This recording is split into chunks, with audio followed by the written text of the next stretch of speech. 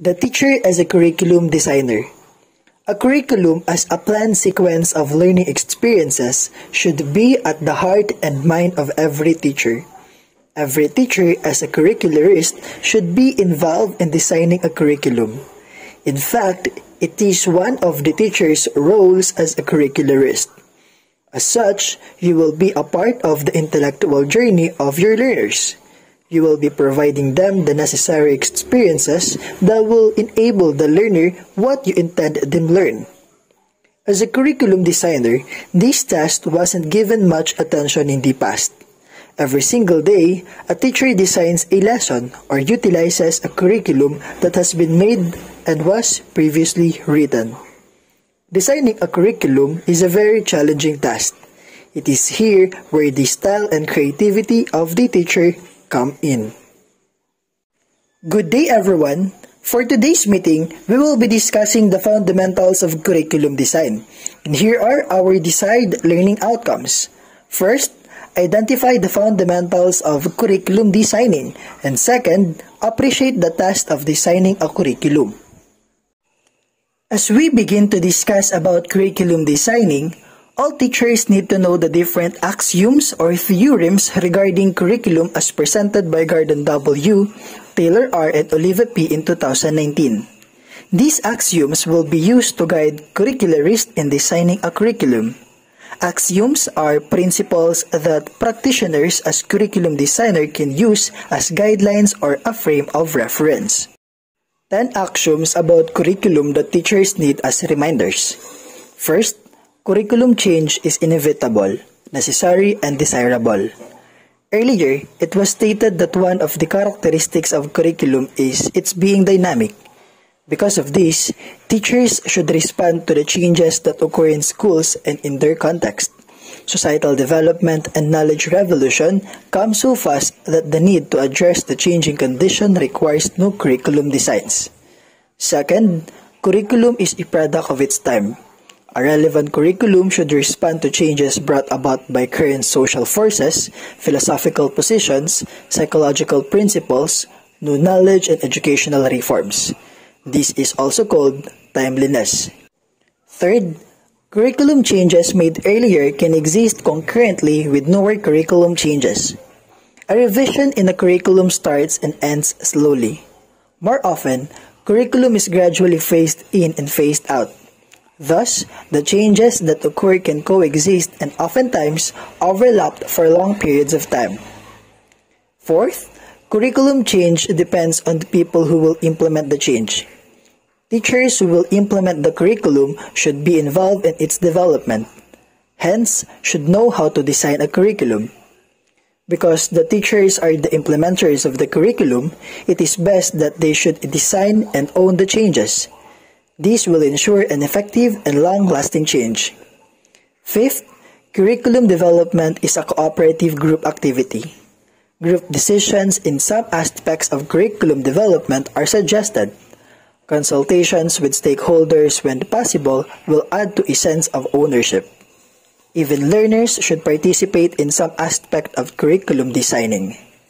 Any significant change in the curriculum should involve a broad range of stakeholders to gain their understanding, support, and input. Sixth, curriculum development is a decision-making process made from choices of alternatives.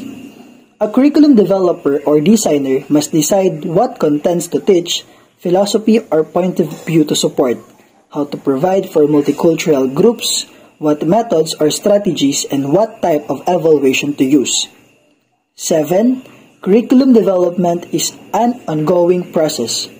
Continuous monitoring, examination, evaluation, and improvement of curricula are to be considered in the design of the curriculum. As the needs of learners change, as society changes, and as new knowledge and technology appear, the curriculum must change. 8. Curriculum development is more effective when it is a comprehensive process rather than a piecemeal. A curriculum design should be based on a careful plan, should clearly establish intended outcomes, support resources and needed time available, and should equip teaching staff pedagogically. Next, Curriculum development is more effective when it follows a systematic process. A curriculum design is composed of desired outcomes, subject matter content complemented with references, set of procedures, needed materials and resources, and evaluation procedure which can be placed in a matrix. And lastly, curriculum development starts from where the curriculum is.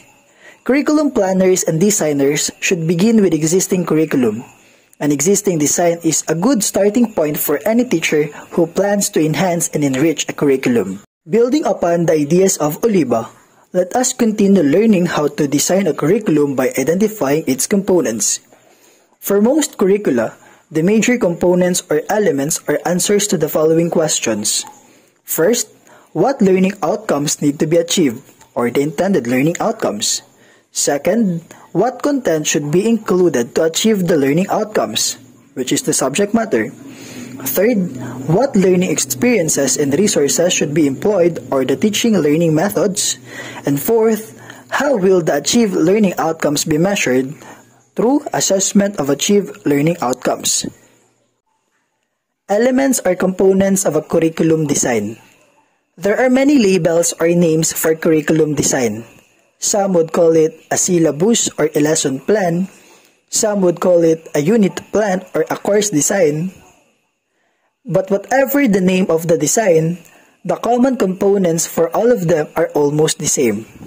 However, some schools, institutions, or departments may add other minor parts or trimming to the design. Let us take the lesson plan as a minuscule curriculum. A lesson plan or a teaching guide includes intended learning outcomes or the ILO, or the desired learning outcomes or the DLO, formerly labeled as behavioral objectives. Second, subject matter or content. Third, teaching and learning methods. And lastly, assessment evaluation. The first component of a curriculum design is the behavioral objectives or intended learning outcomes. Begin with the end in view. The objectives or intended learning outcomes are the reasons for undertaking the learning lesson from the student's point of view. It is desired learning outcome that is to be accomplished in a particular learning episode, engaged in by the learners under the guidance of the teacher. As a curriculum designer, the beginning of the learning journey is the learning outcomes to be achieved. In this way, both the learner and the teacher are guided by what to accomplish. The behavioral objectives, intended learning outcomes, or desired learning outcomes are expressed in action words found in the revised Bloom's taxonomy of objectives for the development of the cognitive skills. For the affective skills, refer to the taxonomy made by Krathwohl, and for the psychomotor domain by Swimson. The statement should be SMART. S stands for specific, M for measurable, A for attainable, R for result-oriented, and T for time-bound. For a beginner, it would help if you provide the condition, performance, and extent or level of performance in the statement of the intended learning outcomes. For example, if the lesson intends the students to identify the parts of a simple flower as stated in the desired learning outcomes, then students should have identified the parts of a simple flower at the end of the lesson. Sometimes, the phrase intended learning outcomes is used to refer to the anticipated results after completing the planned activity or lesson. In framing learning outcomes, it is good practice to, first, express each outcome in terms of what successful students will be able to do. For example, rather than stating, students will be able to explain the reason why, it should be, students must have explained the reasons why.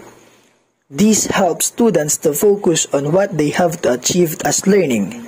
It will also help curricularists devise appropriate assessment tasks. Second, include different kinds of outcomes. The most common are cognitive objectives, which includes learning facts, theories, formulate principles, and etc. And performance outcomes, which includes learning how to carry out procedures, calculations, and processes, which typically include gathering information and communicating results. In some contexts, affective outcomes are important too, for developing attitudes or values. For example, those required as a person and for a particular profession. The second component of a curriculum design is the content or the subject matter. The content of the lesson or unit is the topic or subject matter that will be covered. In selecting content, you should bear in mind the following principles in addition to those mentioned about the content in the previous lessons. 1. Subject matter should be relevant to the outcomes of the curriculum. An effective curriculum is purposive and clearly focused on the planned learning outcomes. 2. Subject matter should be appropriate to the level of the lesson or unit. An effective curriculum is progressive, leading students towards building on previous lessons. Contents which are too basic or too advanced for the development levels of learners make students either bored or baffled and affect their motivation to learn. 3. Subject matter should be up-to-date and, if possible, should reflect current knowledge and concepts. And number 4, subject matter should follow the principle of basics.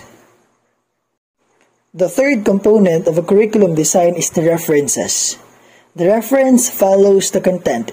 It tells where the content or the subject matter has been taken. The reference may be a book, a module, or any publication. It must bear the author of the material and, if possible, the publications. Here are some of the examples. 1. Project Wild 1999 K-12 Activity Guide, an interdisciplinary, supplementary conservation and environmental education program, Council of Environmental Education, Bautista, MD. 2.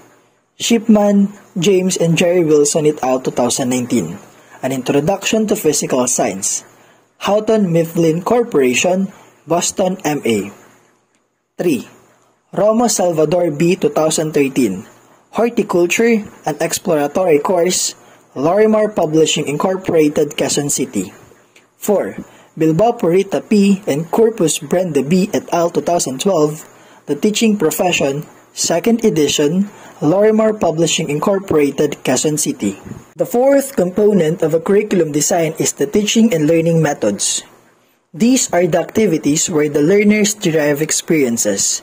It is always good to keep in mind the teaching strategies that students will experience, which includes lectures, laboratory classes, fieldwork, and etc. to make them learn. The teaching and learning methods should allow cooperation, competition, as well as individualism or independent learning among the students. For example, cooperative learning activities will allow students to work together. Students are guided to learn on their own to find solutions to their problems. The role of the teachers is to guide the learners. Democratic process is encouraged, and each one contributes to the success of learning. Students learn from each other in ways. Group projects and activities considerably enhance the curriculum. 2. Independent learning activities allow learners to develop personal responsibility. The degree of independence to learn how to learn is enhanced.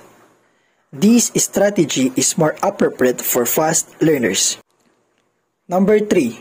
Competitive activities where students will test their competencies against another in a healthy manner, allow learners to perform to their maximum. Most successful individuals in their adult life are competitive, even in their early schooling. They mostly become the survivors in a very competitive world. Number 4. The use of various delivery modes to provide learning experiences is recommended. Online learning and similar modes are increasingly important in many curricula, but these need to be planned carefully to be effective. There are many examples of very simple teaching and learning methods with detailed steps that we can start using as we begin teaching. Some behaviorist teaching learning methods are direct instruction, guided instruction, mastery learning, and systematic instruction. The number one method is the direct instruction or the Barak-Rosenshine model. Here are the detailed steps. 1. State learning objectives or outcomes. Begin lesson with a short statement of objective or desired lesson learning outcomes. 2. Review. Introduce short review of the previous or prerequisite learning. 3. Present new materials. Present materials in small, sequenced manner.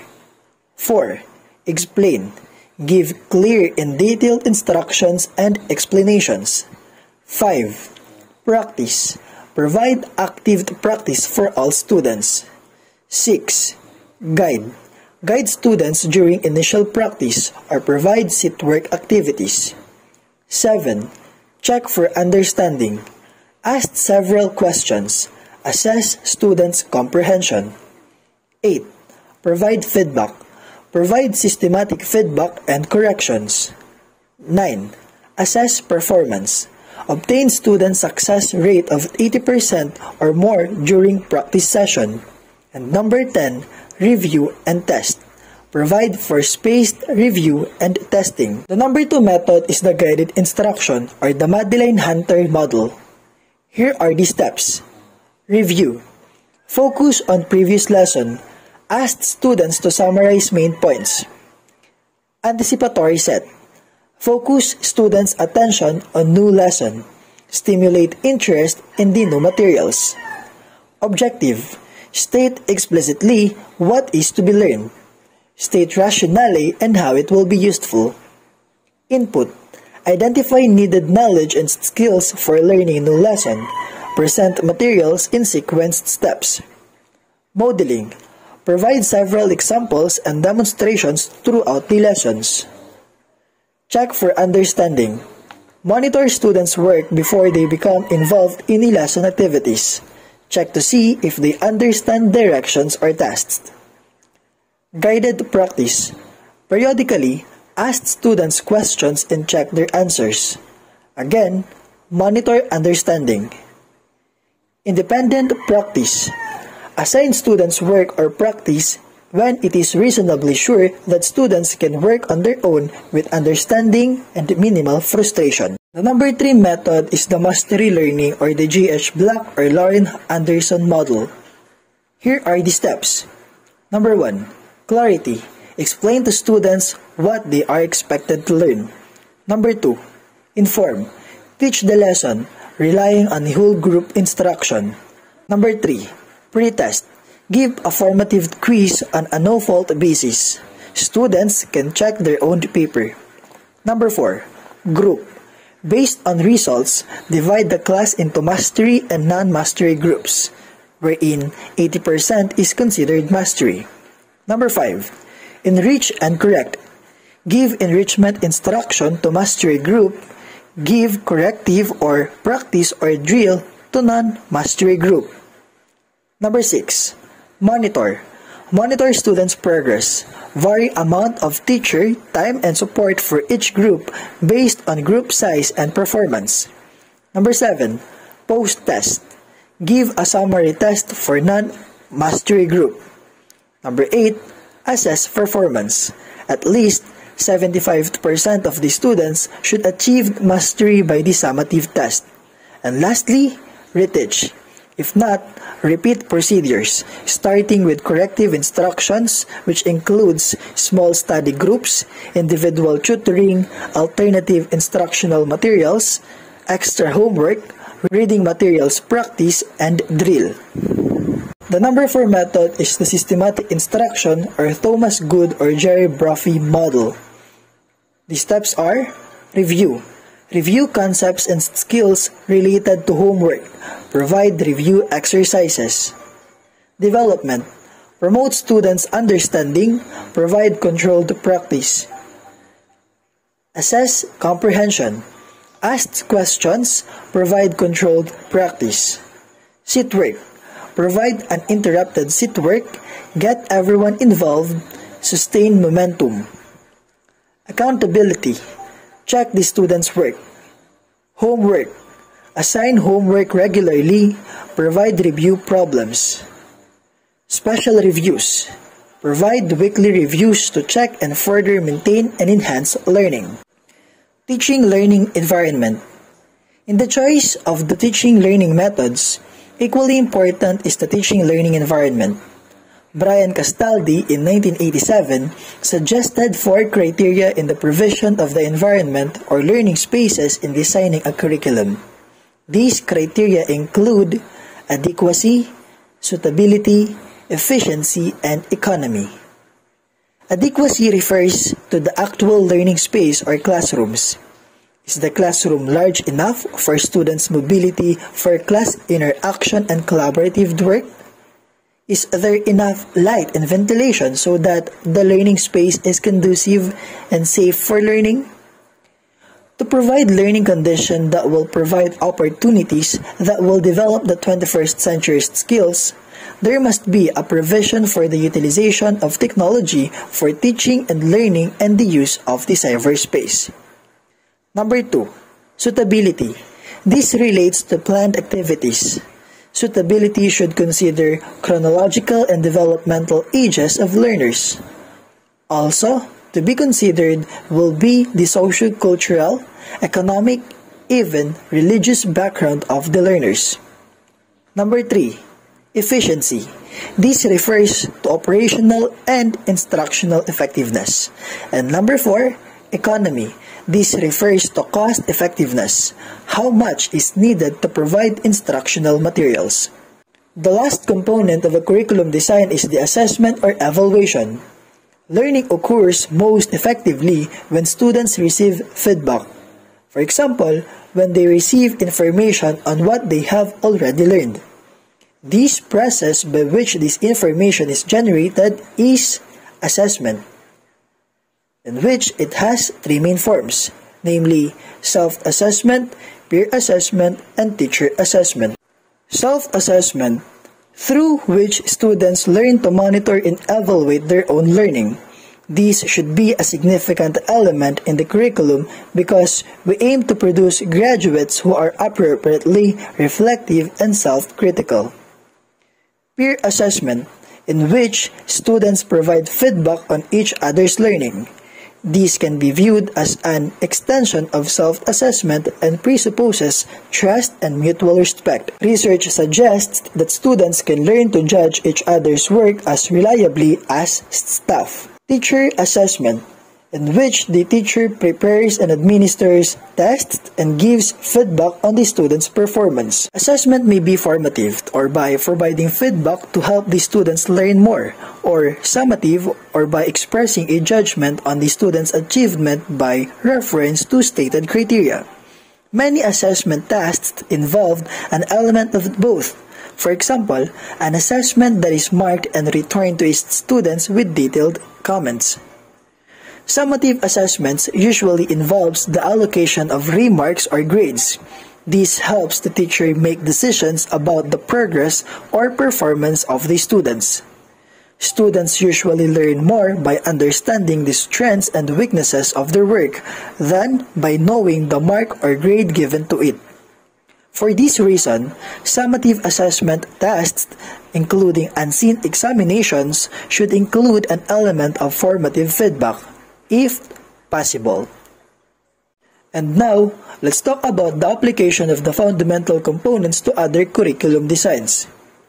While our example refers only to designing a lesson plan, which is a mini curriculum, similar components will also be used in making a syllabus for teaching in higher education courses or other curricular projects. Based on the curriculum models we have learned, the fundamental components include the following.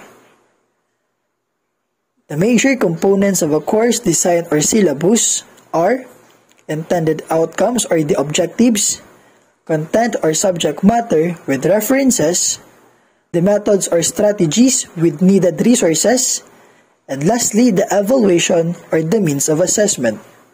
Simply put, curriculum design is the organization of curriculum components. All other additional components are trimmings that each designer may add. These may be institutional template or suggested by other curriculum experts or required by educational agencies like the Department of Education, Commission on Higher Education, accrediting agencies, Professional Regulation Commission to achieve a specific purpose of such agency. And that concludes my report, and I hope you've learned a lot. Again, this is Nino Bautista, your discussant, saying thank you and mabuhay.